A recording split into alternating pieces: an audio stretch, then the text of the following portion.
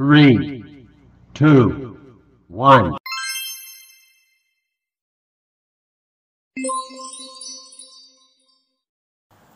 Dalam ilmu tentang otak dikenal istilah cerebral hemisphere.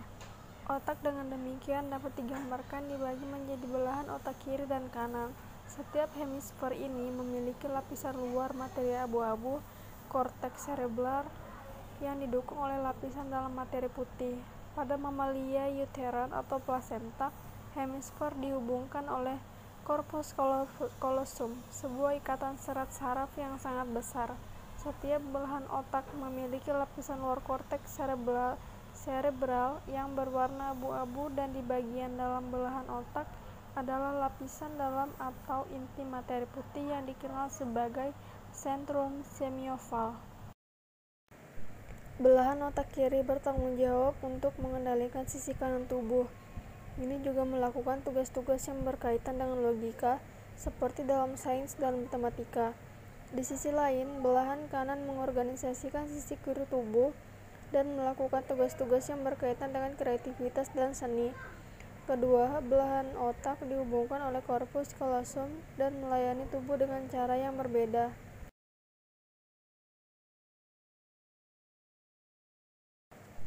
Prestasi akademik seringkali menjadi patokan utama dalam pendidikan anak. Bahkan tidak sedikit orang tua yang menganggap anaknya tidak pandai jika tidak bisa menyelesaikan tugas matematikanya dengan baik, di mana hal ini hanya berorientasi pada perkembangan otak kiri yang fokus pada kecerdasan, intelijensi, atau IQ saja. Keajaiban otak kanan pertama kali diketahui pada tahun 1981.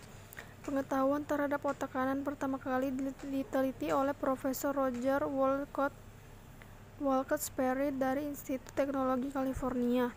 Dia menemukan bahwa terdapat dua belahan pada otak manusia, yaitu belahan kanan dan belahan kiri. Berkat penelitiannya tersebut, dia mendapatkan penghargaan Nobel dalam kedokteran dan fisiologi pada tahun 1981. Yang kedua, otak kanan berkembang lebih dahulu daripada otak kiri. Sejak dilahirkan, otak manusia berkembang secara tepat dan bertahap. Dikutip dari skidamethode.com, otak kanan manusia tumbuh lebih dominan pada rentan usia 0-3 tahun daripada otak kirinya. Kemudian, pada sekitar usia 3 tahun ke atas, otak kiri mulai berkembang lebih baik. Yang ketiga, otak kanan berpusat pada kecerdasan emosi yang penting dalam keberhasilan hidup. Orang sering beranggapan bahwa kecerdasan akademik sangatlah penting dalam keberhasilan hidup, di mana anggapan ini mengesampingkan kecerdasan lain, seperti kecerdasan emosional yang juga ada dalam otak manusia. Yang keempat, otak kanan bekerja sama dengan otak kiri dalam memproses informasi. Hal penting lainnya mengenai otak kanan yaitu dominasi otak pada manusia. Banyak mitos yang menyatakan bahwa manusia memiliki dominasi otak tertentu dengan istilah si otak kanan maupun si otak kiri. Menurut penelitian ahli saraf, hal tersebut sama sekali tidak benar, karena kedua belahan otak kanan dan otak kiri bekerja saling berkaitan dan melengkapi dalam mengolah informasi.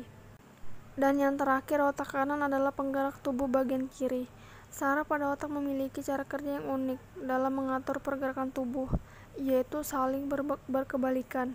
Dalam hal ini, otak belahan kanan merupakan reseptor saraf dari tubuh bagian kiri sehingga berfungsi mengatur pergerakan tubuh bagian kiri dan sebaliknya. B. Teori belahan otak. Menurut teori dominasi otak kiri dan otak kanan, setiap sisi otak mengendalikan berbagai jenis pemikiran. Selain itu, orang dikatakan lebih suka satu pemikiran daripada yang lain, menurut Whitehouse tahun 2009. Misalnya, seseorang yang berotak kiri sering dikatakan lebih logis, analitis, dan objektif. Seseorang yang berotak kanan dikatakan lebih intuitif, bijaksana, dan subjektif, menurut Corbalis tahun 2014. Dalam psikologi, teori yang didasarkan pada literalisasi fungsi otak. Otak berisi dua belahan yang masing-masing melakukan sejumlah peran. Kedua sisi otak, kiri dan kanan, berkomunikasi satu sama lain melalui corpus callosum menurut Gould tahun 2016. Arti komunikasi satu sama lain dalam otak yang dimaksud adalah bahwa otak manusia diyakini berfungsi dalam lingkungan kimia yang kompleks melalui berbagai jenis neurotransmitter. Neuron adalah sel-sel otak berjumlah miliaran yang mampu berkomunikasi instan satu sama lain melalui pembawa pesan kimia yang disebut neurotransmitter. Ketika kita menjalani hidup kita, sel-sel otak secara konstan menerima informasi tentang lingkungan kita. Otak kemudian mencoba membuat representasi internal dari dunia luar kita melalui perubahan kimia yang kompleks. Menurut Anikrom tahun 2019, mekanisme komunikasinya adalah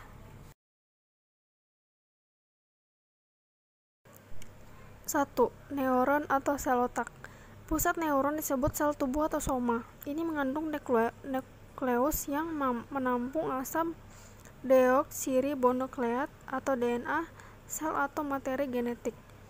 DNA sel menentukan tipe sel itu dan bagaimana fungsinya. Di salah satu ujung tubuh sel adalah dendrit yang merupakan penerima informasi yang dikirim oleh sel-sel otak lainnya atau neuron. Istilah dendrit yang berasal dari istilah Latin untuk pohon digunakan karena dendrit neuron menyerupai cabang-cabang pohon. Di ujung lain dari sel tubuh adalah akson. Akson adalah serat tubular panjang yang memanjang dari tubuh sel. Akson bertindak sebagai konduktor sinyal listrik.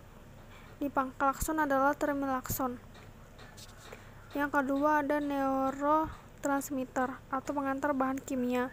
Diyakini bahwa otak mengandung beberapa ratus jenis pembawa pesan kimiawi atau neurotransmitter.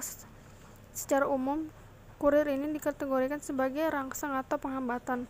Utusan perangsang merangsang aktivitas listrik ke sel otak, sedangkan kurir penghambat menenangkan aktivitas tersebut. Aktivitas neuron atau sel otak sebagian besar ditentukan oleh keseimbangan mekanisme rangsang dan penghambatan ini. Yang ketiga adalah mekanisme kerja neuron dan neurotransmitter. Ketika sel otak menerima informasi sensorik, dia melepaskan impuls listrik yang bergerak turun akson ke terminal akson di mana kurir kimia atau neurotransmitter disimpan. Ini memicu pelepasan utama kimiawi ini ke celah sinaptik yang merupakan ruang kecil antara neuron pengirim dan neuron penerima ketika membawa pesan melakukan perjalanan melintasi celah sinaptik. Untuk mengoptimalkan fungsi otak, neurotransmitter harus seimbang dan diatur dengan hati-hati. Mereka sering saling berhubungan dan bergantung satu sama lain untuk fungsi yang tepat. Sebagai contoh, neurotransmitter GABA yang menginduksi relaksasi hanya dapat berfungsi dengan baik dengan sejumlah serotonin yang memadai. Banyak gangguan psikologis, termasuk gangguan panik, mungkin akibat dari buruknya kualitas atau rendahnya jumlah neurotransmitter tertentu atau tempat reseptor neuron. Pelepasan terlalu banyak neurotransmitter atau tidak berfungsinya mekanisme pengambilan kembali neuron. Belahan kiri mengontrol otot-otot di sisi kanan tubuh, sementara belahan kanan mengontrol otot-otot di sebelah kiri. Inilah sebabnya mengapa kerusakan pada sisi kiri otak misalnya mungkin berdampak pada sisi kanan tubuh. Pada bagian otak memang terlibat hampir dalam setiap aktivitas, dan waktu serta derajat keterlibatannya merupakan faktor-faktor yang mempengaruhi. C. Sejarah gagasan belahan otak. Teori belahan otak kanan otak kiri berasal dari karya Roger Walcott pada tahun 1913 sampai 1994 yang dianugerahi Nobel pada tahun 1981. Sperry adalah seorang neuropsikolog yang menemukan akal manusia yang terdiri atas dua bagian. Dia menemukan bahwa otak memiliki fungsi yang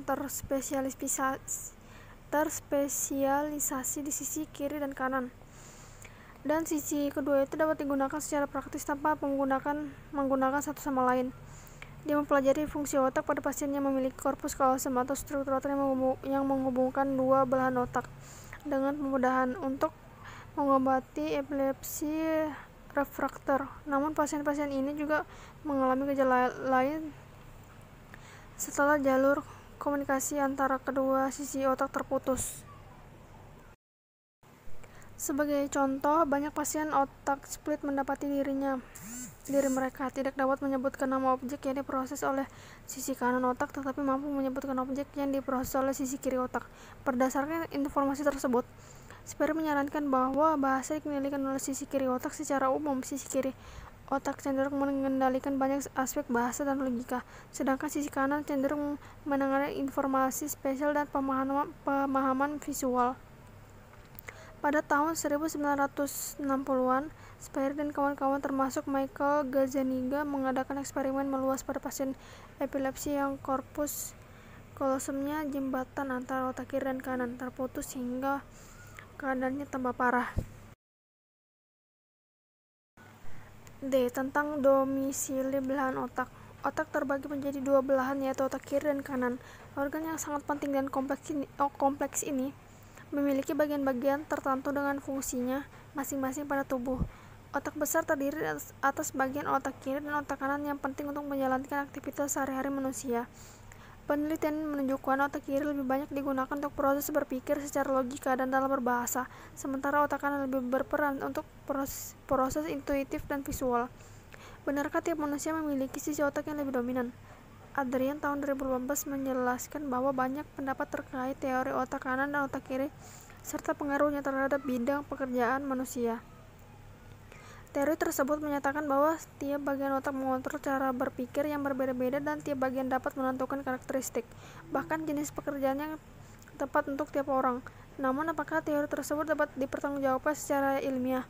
Hasil pemindahan MRI ternyata tidak mengindikasikan bahwa salah satu bagian otak lebih mendominasi atau memengaruhi kepribadian seseorang. Hasil penelitian yang dilakukan oleh seorang ahli saraf tidak ditemukan bukti-bukti mendukung teori dominan otak kanan atau otak kiri. Kedua sisi otak saling berhubungan dan berkomunikasi. Orang yang otak kiri lebih aktif memiliki jumlah jaringan saraf yang sama pada bagian kanan, begitu pula sebaliknya. Pendapat yang sama diungkapkan oleh Putri tahun 2020. Penelitian mengenai dominasi otak kanan dan otak kiri adalah riset lama, namun hasil riset masih banyak dipercaya banyak orang hingga sekarang, terutama dalam bacaan-bacaan psikologi populer atau kuis-kuis psikologi di internet. Namun nyatanya, menurut penelitian terbaru, teori mengenai dominasi otak kanan dan otak kiri dinyatakan tidak akurat. Penelitian ini dilakukan dengan gambar otak 3 dimensi yang diambil dari 1.000 orang subjek penelitian. Lalu, para peneliti otak kiri dengan menggunakan mesin MRI, hasilnya tidak ada yang perbedaan signifikan dari kedua sisi otak tersebut, sehingga para peneliti menyimpulkan manusia sebenarnya tidak memiliki sisi otak dominan seperti yang selama ini dikira banyak orang. Namun, perbedaan aktivitas antara dua sisi otak itu memang benar adanya. Masing-masing sisi memang mengerjakan dua hal yang cenderung berbeda, namun jika ada satu sisi yang lebih dominan dari sisi lainnya. Fungsional belahan otak kiri dan kanan. 1. Belahan otak kiri. Pengertian: otak kiri merupakan salah satu organ terpenting pada bagian tubuh yang berperan dalam mengontrol seluruh pusat sistem saraf dan juga struktur sel saraf. Otak kiri berfungsi untuk regulasi sebagian tindakan yang dilakukan tubuh dan mengatur fungsi berbagai organ. B. Struktur. Bentuk otak kiri yaitu separuh dari bagian otak besar yang saling berhubungan pada saraf dan jaringan dengan kanan otak. Apabila otak kiri sehat, maka akan mendorong kesehatan dan memaksimalkan fungsi dalam berpikir. Antara neuron satu dan yang lain saling terikat, sehingga terlihat seperti rantai yang tidak pernah terputus. Neuron yang satu membawa informasi ke neuron lainnya, serta membawa bahan kimia yang disebut neurotransmitter. C. Fungsi. Yang pertama ada pengontrolan. Otak kiri berfungsi untuk mengontrol tubuh bagian kiri, termasuk seluruh organ tubuh berada dalam kontrol otak kiri. Yang kedua, keterampilan angka-angka. Otak kiri berfungsi untuk mengontrol tubuh bagian kiri, termasuk seluruh organ tubuh berada dalam kontrol otak kiri. Jika terjadi kerusakan otak kiri, maka akan berdampak pada gangguan kesehatan seperti saraf mati atau lumpuh pada tubuh bagian sebelah kiri. Yang ketiga ada logika dan rasio. Otak kiri berperan dalam membuat pertimbangan, dalam memberi kekuatan dan tekad untuk disiplin, serta berpikir secara teknis dan penuh aturan. Otak kiri mempengaruhi pikiran bawah sadar manusia untuk berbuat dan melakukan sesuatu secara sistematis dengan mengandalkan logika dan rasio. Yang keempat, pusat intelligence quotient atau IQ. Otak kiri merupakan pusat IQ atau pusat kecerdasan yang mencakup sifat pikiran yang berhubungan dengan kemampuan menalar, merencanakan, memecahkan masalah, berpikir abstrak, dan memahami bahasa. Hal ini berkaitan dengan kemampuan kognitif setiap individu. Yang kelima, ada objektivitas. Orang yang lebih dominan menggunakan otak kiri umumnya memilih alasan untuk segala sesuatu yang lain dengan menggunakan logika rasional untuk mengidentifikasi penyebab masalah, lalu berpikir cara mengatasinya. Intinya, orang yang dominan menggunakan otak kiri merupakan orang yang detail oriented. Yang keenam, menulis dan membaca. Otak kecil mengatur kemampuan menulis dan membaca, di mana kegiatan tersebut membutuhkan pemikiran dan konsentrasi untuk menyusun dan memahami berbagai kata.